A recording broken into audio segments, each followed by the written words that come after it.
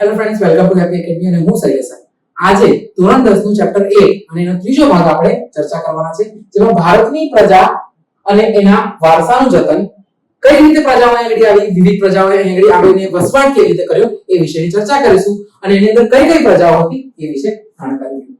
સૌપ્રથમ અગર વાત કરીએ તો એક માન્યતા છે, કઈ માન્યતા છે કે શું દ્રવિડો જે છે એ જ સૌથી પ્રાચીન હતા. આની પાછળ એક મોટો પ્રશ્નાર્થ ચિહ્ન છે કે જે દ્રવિડો આવ્યા હતા એ જ સૌથી પ્રાચીન હતા કે નહીં. તો બીજી માન્યતા પ્રમાણે એવું પણ મનાય છે કે દ્રવિડોની સાથે સાથે આર્યન પણ આવ્યા હતા અને એને પણ પ્રાચીનતમ પ્રજા ભારતમાં આવનારી માનવામાં આવે છે. તો દ્રવિડની અગર આપણે વાત કરીએ તો સૌથી પ્રાચીન માન્યતા પ્રમાણે દ્રવિડો જે છે એ ભારતની સૌથી કેવી જૂની પ્રજાતિ છે એવું માનવામાં આવે છે. કઈ દ્રવિડો એ જે છે એ સૌથી જૂનામાં જૂની પ્રથમ ભારતમાં આવનાર પ્રજા. આધુનિક નૃવંશશાસ્ત્ર એન્થ્રોપોલોજી દ્રવિડો ઉપરાંત અન્ય 6 ભિન્ન પ્રજાઓનો વારસો જે છે એને માને છે. શું 6 અલગ અલગ ભિન્ન પ્રજાતિઓ અહીં આગળ આવી હતી અને એ લોકોએ એની વસવાટ કેવી રીતે આગળ કર્યો એના ઉપર નૃવંશશાસ્ત્રીઓએ આના ઉપર ખોજ કરી હતી. તો કઈ હતી એ પ્રજાતિ એના વિશેની આપણે આગળ ચર્ચા કરીએ. સર્વપ્રથમ આપણે વાત કરીએ તો સૌથી પહેલા તો ઓરિજિનની વાત કરીએ અને એમાં સૌથી પ્રથમ અને પ્રાચીન એ નંબર 1 ઉપર આપણે જોવા મળે છે નેગ્રીટો, જેને હબ્સી પ્રજા તરીકે પણ ઓળખવામાં આવે છે. પ્રશ્ન જે છે એ 2 માર્કમાં પૂછાય છે. પ્રશ્ન 2 માર્કમાં પૂછાય છે કે ભાઈ નેગ્રીટો અથવા તો હબ્સી લાક્ષણિકતાઓ જણાવો. બરાબર. તો સર્વપ્રથમ આપણે જોઈએ ઓરિજિન એટલે કે આનો ઉદ્ભવ ક્યાંથી થયો. તો ઉદ્ભવ થાય છે મૂળ આફ્રિકાના હતા અને આફ્રિકાથી એ બલુચિસ્તાનના રસ્તે થઈને એમને ભારતમાં આગમન કર્યું હતું. કોણે? હબ્સીઓ અથવા તો નેગ્રીટો. આનો દેખાવ કેવો હતો તો એની વાત કરીએ તો વર્ણ કેવા છે? શ્યામ છે. ઊંચાઈની વાત કરીએ તો 4 થી 5 ફૂટ અને વાળની વાત કરીએ તો કેવા વાકડિયા વાળ જોવા મળે છે. તો મૂળ ક્યાંના હતા ભાઈ? મૂળ આફ્રિકાના હતા. બલુચિસ્તાનના રસ્તે થઈને એ લોકો ભારતમાં આવ્યા હતા. દેખાવની વાત કરીએ તો વર્ણ શ્યામ, ઊંચાઈ 4 થી 5 ફૂટ અને વાળ જે છે એ વાકડિયા વાળ જોવા મળતા. કોના? હબ્સીના અથવા તો નેગ્રીટોની અંદર. તો આ થઈ આપણી પ્રજાતિ નંબર 1. હવે આપણે વાત કરીએ બીજી પ્રજાતિની. બીજી પ્રજાતિમાં આપણને જોવા મળે છે અને એ બીજા નંબરે જોવા મળતી નિષાદ અથવા તો એસ્ટ્રોલોઇડ નામની પ્રજાતિ. બરાબર. ઓસ્ટ્રેલોઇડ જે છે એને જ નિષાદ પ્રજા તરીકે ઓળખવામાં આવતી હતી અને આ બીજા નંબરે ભારતમાં આવીને વસવાટ કરનારી પ્રજા છે એવું માનવામાં આવે છે. હવે આનો જે ઓરિજિન એટલે કે ઉદ્ભવ ક્યાં આગળ થયો હતો અને કેવી રીતે થયો હતો તો સર્વપ્રથમ આપણે વાત કરીએ ઉદ્ભવ. તો જો તમને દેખાઈ રહ્યું છે અહીંથી આમ એક નકશામાં આપણે બનાવેલું છે કે ભાઈ અહીંથી આ લોકો આવ્યા હતા અને એમને અહીં વસવાટ કર્યો. ક્યાંથી આવ્યા હતા? મૂળ આ લોકો અગ્નિ એશિયામાંથી આવ્યા. ક્યાંથી આવ્યા હતા? મૂળ અગ્નિ એશિયામાંથી આ લોકો આવ્યા હતા અને આર્યો તેમને શું કહેતા હતા? નિષાદ તરીકે ઓળખતા હતા. આર્યો વિશેની ચર્ચા આપણે આગળ કરીશું. એ પણ એક પ્રજાતિ જ છે, પણ જે આર્યો હતા એ આ પ્રજાને શું કહેતા હતા? નિષાદ તરીકે ઓળખતા હતા. વાત કરીએ કે એમના લક્ષણો કેવા હતા તો સર્વપ્રથમ લક્ષણોમાં એક તો એમનો રંગ કેવો છે? શ્યામ. કદ કેવું છે? લાંબુ પહોળું માથું છે. કદ ટૂંકું અને નાક જે છે એમનું ચપટું. શ્યામ રંગ, લાંબુ પહોળું માથું, ટૂંકું કદ અને ચપટું નાક, આ એ લોકોની શારીરિક લાક્ષણિકતા જોવા મળતી હતી. અને વાત કરીએ શું એમને ધરોહરમાં આપ્યું તો ધરોહરની અગર હું વાત કરું તો એની અંદર એ લોકો માટીના વાસણો બનાવતા હતા, ખેતી કરતા હતા અને સુતરાઉ કાપડ પણ વણવાનું કામ કરતા હતા. ધરોહરની અંદર શું વસ્તુ આવે છે ની? તો એક તો માટીના વાસણો બનાવવાનું કામ કરતા હતા, સાથે સાથે ખેતીનું પણ કામ કરતા હતા અને સુતરાઉ ઉગાડી અને સુતરાઉ કાપડ જે છે એનું વણવાનું પણ કામ કરતા હતા. કોણ? ઓસ્ટ્રેલિયા. આ પણ સેમ 2 માર્કનો પ્રશ્ન વિભાગ બી માટે. આગળ જોઈએ આપણે બીજી એક પ્રજાતિ. ત્રીજા નંબરે જે આપણે જોવા મળે છે અને એ કોણ છે? એ છે દ્રવિડ લોકો. આ જે દ્રવિડ લોકો છે એની અગર હું વાત કરું તો આ દ્રવિડ લોકો જે છે એ સિંધુ સભ્યતાના ઘડવૈયા છે એવું પણ માનવામાં આવે છે. મોહેંજો-દડોની સિંધુ સંસ્કૃતિના સર્જકો અને તેના પાષાણ યુગના વારસદાર આપણે કોને માનીશું? તો આપણે દ્રવિડોને માનીશું. દ્રવિડોની અંદર વાત કરીએ તો મુખ્ય 2 વસ્તુ એમની, એક તો માતૃમૂલક અને કુટુંબ પ્રથા જે છે એ દ્રવિડોમાં જોવા મળતી હતી અને સાથે સાથે કઈ પ્રવૃત્તિમાં જોડાતા તો કાંતવું, વણવું, રંગવું અને હોળી તરાપા બનાવવા, આ બધા કાર્યો સાથે દ્રવિડો જે છે એ જોડાયેલા હતા. દ્રવિડોની ધાર્મિક વસ્તુની અંદર આપણે વાત કરીએ તો દ્રવિડોએ આપણે 2 મુખ્ય વસ્તુ આપી. તો એક તો માતા સ્વરૂપે એમને પાર્વતીની આરાધના અને પિતા સ્વરૂપે શિવની કલ્પના એમને કરી હતી. એક તો શિવ અને પાર્વતી, શિવ એ પિતા તરીકે અને પાર્વતી માતા તરીકે આપણે આરાધના કરી. બીજા નંબરે પ્રકૃતિ અને પશુ બંનેની પૂજા આ પરંપરા કોણે ચાલુ કરી હતી? તો આ પરંપરા જે છે એ દ્રવિડોએ શરૂ કરી. સાથે સાથે ધૂપ, દીપ, આરતીની પૂજા કરવાની આ પદ્ધતિ, આ ત્રણ દેવ કોની છે? તો આ ધાર્મિક ભેટ જોવા જઈએ તો એ આપણે દ્રવિડોએ આપેલી છે. પહેલા નંબર તો શિવ પાર્વતી, બીજું પ્રકૃતિ અને પશુની, અને ત્રીજું ધૂપ, દીપ અને આરાધના અથવા તો આરતી કરવી. આ ત્રણે ધાર્મિક રીતિ જે છે એ આપના કોણ હતા? તો દ્રવિડ જે પ્રજાતિ આપણા ભારતમાં આવી એને આપી. પછી આવે છે નંબર 4 ઉપર, અને એ આવે છે પ્રજાતિ મોંગોલોઇડ. મોંગોલોઇડ ને આપણે કિરાતના નામે પણ ઓળખીએ છીએ. બરાબર? ક્યાં આવી? તો ઉત્તર પૂર્વના નિવાસીઓ. ક્યાં આગળ રહેતા હતા? ઉત્તર પૂર્વના ભાગમાં. શું હતી એમની જર્ની? તો મૂળ વાયવ્ય ચીનમાંથી એ લોકો તિબેટ થઈને ભારતમાં આવ્યા હતા, અને ત્યાં મુખ્યત્વે આસામ, સિક્કિમ, ભૂતાન અને પૂર્વ બંગાળના ભાગોમાં આવીને એમને વસવાટ કર્યો હતો. ભારતનો જે આ વાળો ભાગ છે, સિક્કિમ વાળો, આસામ વાળો, એટલે જેના સેવન સિસ્ટર્સ આપણે જોઈએ છે, ત્યાં આગળ આ લોકોને આવીને વસ્યા હતા. મૂળ ક્યાંથી આવ્યા હતા? તો વાયવ્ય દિશા તરફ, ચીન તરફ એ લોકો આવ્યા. વાત કરીએ એ લોકોની શારીરિક લાક્ષણિકતાની, તો પહેલા તો વર્ણ કેવો છે? પીળા રંગનો છે. કેવો વર્ણ છે? પીળા રંગનો વર્ણ છે, અને એટલા જ માટે એ લોકો કિરાતના નામે ઓળખાય છે. કયા નામે ઓળખાય છે? કિરાત. કેમ ભાઈ? તો કે પીળો રંગ, અને પીળા રંગના કારણે. બીજી વાત કરીએ તો એમનો દેખાવ કેવો છે? તો ચપટો ચહેરો અને ઉપસેલા ગાલ. જો ચહેરો જે છે એ ચપટેલો છે, પણ આ ગાલ વાળો જે ભાગ છે એ કેવો દેખાય રહ્યો છે? ઉપસેલો જોવા મળે છે. અને આંખો એમની કેવી છે ભાઈ? તો બદામી આકારની. જો દેખાય છે બંને આંખો તમને, બંને જે આંખો છે એ કેવી આકારની છે? બદામી આકારની છે. તો આ થયા કિરાત અથવા તો મોંગોલોઇડ, કે જેને શું કરી દે?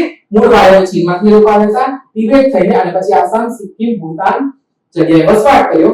પીળો વર્ણ માટે જ કિરાત, ચહેરો ચપટો, ઉપસેલા ગાલ અને બદામી આકારની આંખો. તો આ થયા આપણે 4 પ્રજાતિ. આગળ આપણે વાત કરીએ તો મધ્ય એશિયામાંથી પણ અમુક પ્રજાતિઓ આવી હતી. હવે એની લાક્ષણિકતા પૂર્વે ઉલ્લેખ અલગથી જોવા મળતો નથી, પણ એમાં કઈ મુખ્ય હતી? તો એક તો અલ્પાઇન, ડિનારિક અને આર્મેનોઇડ. આ ત્રણ પ્રજાતિઓ જે છે એ મુખ્ય ક્યાંથી? તો મધ્ય એશિયામાંથી આવેલી પ્રજાઓ તરીકે આપણે ઓળખી શકીએ. મહારાષ્ટ્ર, બંગાળ, ઓડિશા અને મહારાષ્ટ્રમાં આ પ્રજા જે છે એ વસવાટ કરે છે. અને સાથે સાથે અગર હું વાત કરું ગુજરાતમાં, તો ગુજરાતમાં સૌરાષ્ટ્ર અને વધુ પ્રમાણમાં એ સૌરાષ્ટ્રની અંદર જોવા મળે છે. મૂળ વાત કરીએ તો મધ્ય એશિયા અને આ ત્રણ જે જાતિઓ છે એના ભૌતિક ગુણધર્મો કેવા છે? સમાન જોવા મળે છે સામાન્ય રીતે. એટલે માટે એ ત્રણને કેવી કરે છે? ભેગી કરે છે. અલ્પાઇન, ડિનારિક અને આર્મેનોઇડ. સૌથી વધુ ગુજરાતમાં, સૌરાષ્ટ્રમાં આપણને આ જોવા મળે છે. બરાબર? હવે આપણે આગળ વધીએ. નંબર 6 ઉપર જોવા મળતું આર્યો. આર્યો જે છે એ નોર્ડિક અથવા તો વૈદિક સંસ્કૃતિના નિર્માતા છે, એ રીતે પણ ઓળખવામાં આવે છે. આર્યોને જ નોર્ડિક પણ કહેવામાં આવે છે.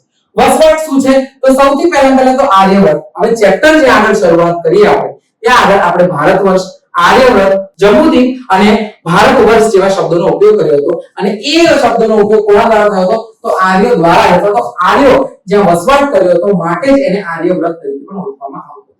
વાયવ્ય ભારતથી મિથિલા અને વિંધ્યાચલ સુધી આર્ય રાજા ભારતના નામ ઉપરથી દેશનું નામ ભારત વર્ષ અથવા તો ભારત પડ્યું, અને પછી ભારત પરથી જ આપણે જે પેલો ભરત નામ હતું એના ઉપરથી આ ભારત નામ છે એ આપણને જોવા મળે છે. બરાબર? વાત કરીએ તો પ્રકૃતિના આ પણ હતા, જેમાં પ્રકૃતિની પૂજા માને છે. વૃક્ષો, પહાડો, સૂર્ય, વાયુ, નદી, વેદ પઠન અને યાજ્ઞિક ક્રિયાઓ જે છે એમાં કોણ માનતા હતા? તો એમાં આર્યો માનતા હતા. એ વાતમાં આપણે કહીએ તો જે ધાર્મિક દ્રષ્ટિકોણ છે એ પ્રમાણમાં આર્યો અને દ્રવિડો એ બંનેનો મેળ ખાય છે. બંનેની અંદર આ લાક્ષણિકતાઓ આપણને જોવા મળે છે. આગળ આપણે વાત કરીએ તો સમન્વય કેવી રીતે જોવા મળે છે? તો પ્રાચીન પ્રજાઓનું ભારતીયકરણ આ રીતે કંઈક જોવા મળે છે. કેવી રીતે? તો જે પણ પ્રજાતિ તમે જોઈ, સૌથી પહેલા તો લગ્ન સંબંધો, રહેણી કરણી, ભાષાઓ અને ધાર્મિક માન્યતા, આ બધી ક્યાંક ને ક્યાંક આ રીતે ભેગી થઈ કે જેના કારણે અત્યારે આ ભારત એક સમાન જોવા મળે છે. કોઈની સ્વતંત્ર અસ્તિત્વ ન રહ્યું, અને પરિણામ એક ભવ્ય, સમૃદ્ધ અને ભાતીગળ ભારતીય સંસ્કૃતિનું નિર્માણ આપણી સામે જોવા મળે છે. 6 અલગ અલગ પ્રજાતિઓ આવી, 6 ની અંદર વિવિધતા હતી. કઈક વિવિધતા એ લોકો લઈને આવ્યા હતા, કઈક વિવિધતા એમને અહીંયાથી પ્રાપ્ત કરી, અને એ રીતે ભણ્યા કે જેના કારણે આજે ધાર્મિક વિવિધતા સાથે અને ઘણી બધી એવી વિવિધતા સાથે ભારતીય એક દેશ આપણને, એક ભારતીય સંસ્કૃતિ આપણી સામે ઉભરી આવેલી જોવા મળે છે. બરાબર? તો આ થઈ એની વાત, આ થઈ વિવિધ પ્રજાતિઓની વાત. અને આગળ આપણે ચેપ્ટરમાં વાત કરીએ નેક્સ્ટ પોઈન્ટની, તો જેમાં જોવા મળે છે મુખ્ય તફાવત. સારાંશ તરીકે અગર આપણે વાત કરીએ તો મુખ્ય તફાવતમાં આપણે સીધી રીતે યાદ પણ રાખી શકીએ. તો શું વાત છે ભાઈ? પહેલા નેગ્રીટો ક્યાંથી આવ્યા હતા? તો મૂળ એ લોકો હતા આફ્રિકાના અને જેને સૌથી પ્રાચીન નિવાસી તરીકે ઓળખવામાં આવે છે. ઓસ્ટ્રેલિયન મુખ્ય અગ્નિએશિયામાંથી આવ્યા હતા.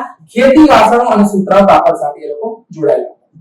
દ્રવિડોની વાત કરું તો એ સિંધુ ખીણ સભ્યતાના ક્યાંક ને ક્યાંક બનાવનારા અથવા તો એને મૂળ રૂપ આપનારા માતૃમૂળ તથા શિવ પાર્વતીની પૂજા કરવાની જે પરંપરા છે એ દ્રવિડોએ શરૂઆત કરી.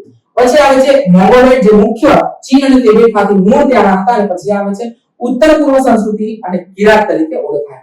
અને લાસ્ટમાં આર્યો, તો એ વાયવ્ય ભારતથી આવ્યા હતા, જેને વેદ, યજ્ઞ, પરંપરાઓ વગેરે વસ્તુઓની ચર્ચા એમણે કરી હતી. તો આ એક હતું ટૂંકમાં રિવિઝન કે ભાઈ આપણે જે વસ્તુ જોઈ એનો તફાવત અગર આપણે કરવો હોય તો કેવી રીતે કરી શકીએ. બીજી એક વસ્તુ એ નોંધપાત્ર છે કે પરીક્ષામાં તમને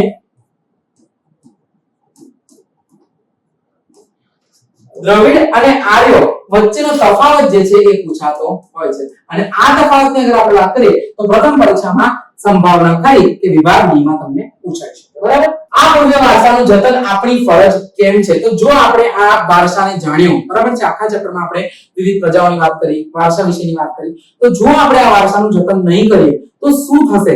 અને એટલા જ માટે શું થશે? તો એ જતન માટે શું થશે એ પ્રશ્ન જ ઉદ્ભવતા આપણી ફરજ બને છે કે આપણે આનું જતન કરવું પડશે. જો આપણે આનું જતન નહીં કરીએ તો આ વિરાસત જે છે એ આપણે કેવી થઈ જશે? અંધકારમય થઈ જશે.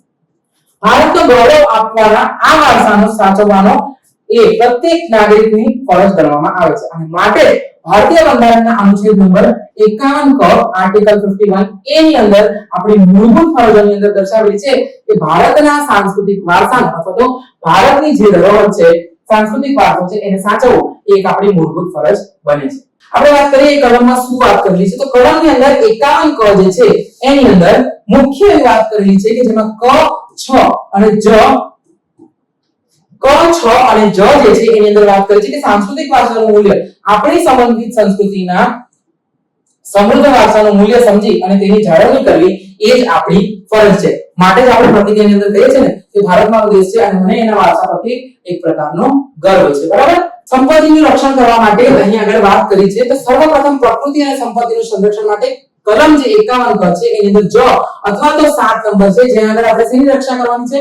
તો એની અંદર વાત કરી છે કે જંગલો, તળાવો, નદીઓ અને વન્ય પશુ પક્ષીઓ જે છે એનું જતન કરવું, સર્વ જીવને પ્રત્યે અનુકંપા રાખવી. જે લોકો જે છે એ શિકાર કરતા હોય છે અથવા તો જે પણ આપણી પ્રકૃતિનું તત્વનું વસ્તુ છે એને નુકસાન પહોંચાડતા હોય છે તો કલમ 51 ક ની જ ની અંદર અને ઇંગ્લિશમાં કહે તો 7 ની અંદર આ વાત કરી છે કે જેટલા પણ પ્રકૃતિના તત્વો છે, તળાવ છે, બરાબર છે, જંગલ છે, વન્યજીવ છે, એને આપણે નુકસાન પહોંચાડવું ના જોઈએ. બીજી કલમ 51 ક ની અંદર ટ અથવા તો 9 ની વાત કરીએ તો એ જાહેર મિલકત માટે છે. જાહેર મિલકતનું રક્ષણ કરવું અને હિંસાનો ત્યાગ કરવો. સરકાર જે છે અથવા તો સરકાર દ્વારા આપણે જે પણ જાહેર મિલકત સ્વરૂપે મળે છે એને આપણે શું કરવું જોઈએ? નુકસાન પહોંચાડવું જોઈએ નહીં અને હિંસાનો પણ સાથે સાથે ત્યાગ કરવો. ભારત એક રાષ્ટ્ર, શ્રેષ્ઠ ભારત અને એની આપણે વિવિધતામાં એક જ ભારતની સાચી ઓળખ છે. આ આપણા સૌ માટે એક ભવ્ય વારસાની જતનની આપણે વાત કરી હતી. તો આની સાથે આપણે 3 ભાગમાં આ ચેપ્ટર જે છે એની સમાપ્તિ કરી છે. નેક્સ્ટ વિડિયોમાં મળીશું આપણે નવા ચેપ્ટર